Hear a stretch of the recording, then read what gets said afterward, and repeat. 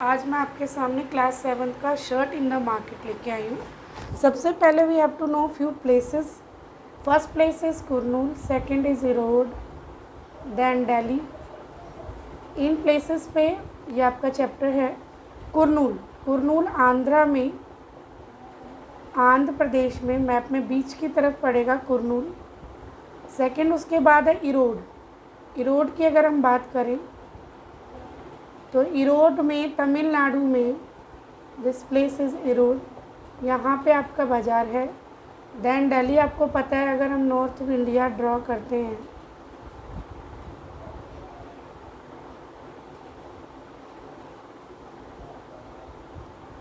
तो this one and this one, this is Delhi. तो let's start. Chapter की beginning जो है स्मॉल फार्मर की कंडीशन से दी हुई है।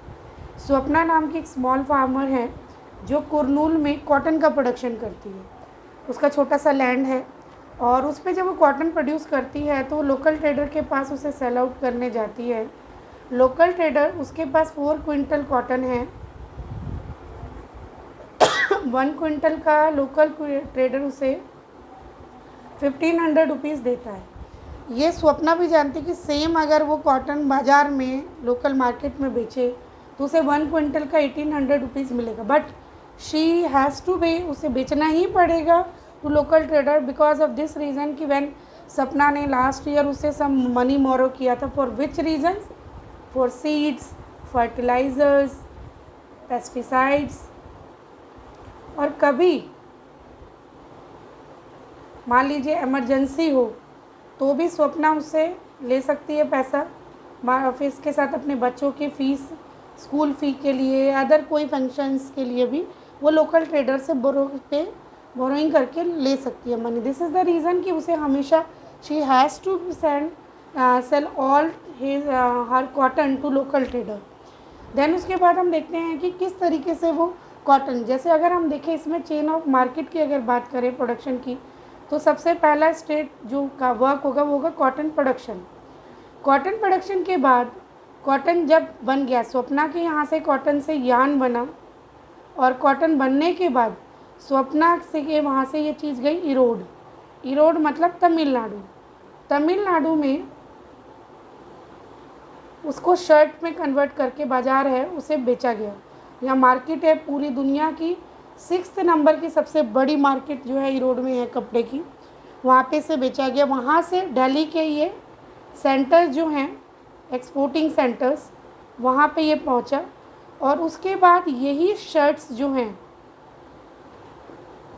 यूएस और यूरोप में सेल आउट की गई।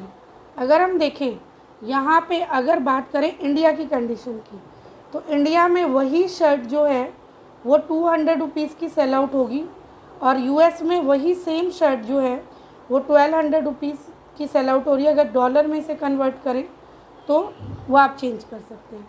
तो ये कंडीशन स्वप्ना की कहानी है। स्वप्ना जैसे बहुत सारे स्मॉल ट्रेडर्स इसमें लगे हुए हैं। तो एक शर्ट की पूरी कहानी किस बेस पे? तो ड्यू टू दिस रीज़न, क्योंकि स्वप्ना जैसे जो स्मॉल ट्रेडर्स होते हैं उनका एक्सप्लॉयटेशन होता है। एक्सप्लॉयटेशन किस तरीके से होता है? लाइक आपको पता ही है कि वेजेस कम दिए जाते हैं या कम पैसे पे लिया जाता है।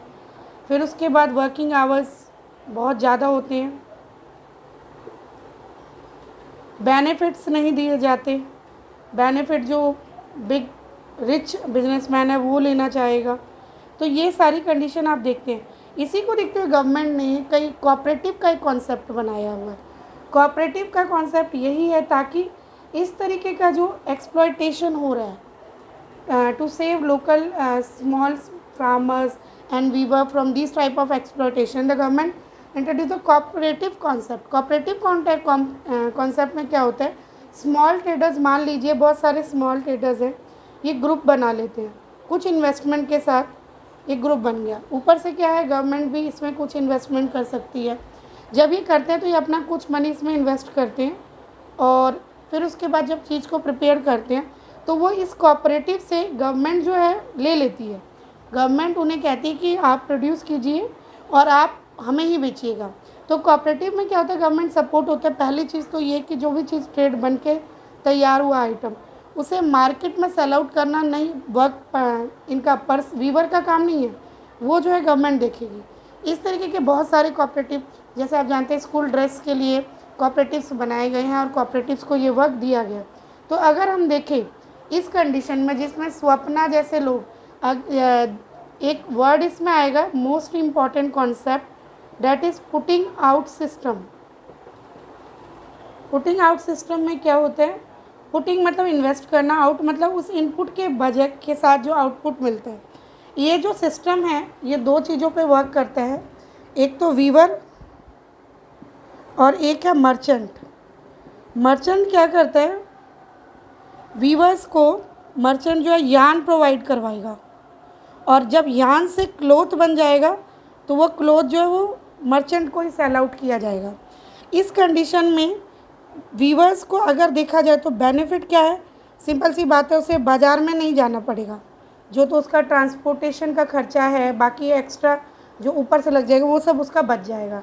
सेकेंड, उसके बाद ये है कि वो इस खर्चे के साथ साथ उसके ख़रीदने के लिए कोई तैयार है तो लॉस के चांसेस कम है। लेकिन इससे फ़ायदा इसको क्या है? मर्चेंट को उसको प्रिपेयर्ड गुड्स मिल जाएगा। किस बेस पे? कम रेट पे, लेस अमाउंट, कम अमाउंट पे, टाइमली मिल जाएगा। लेकिन इससे लॉस वीवर को क्या है?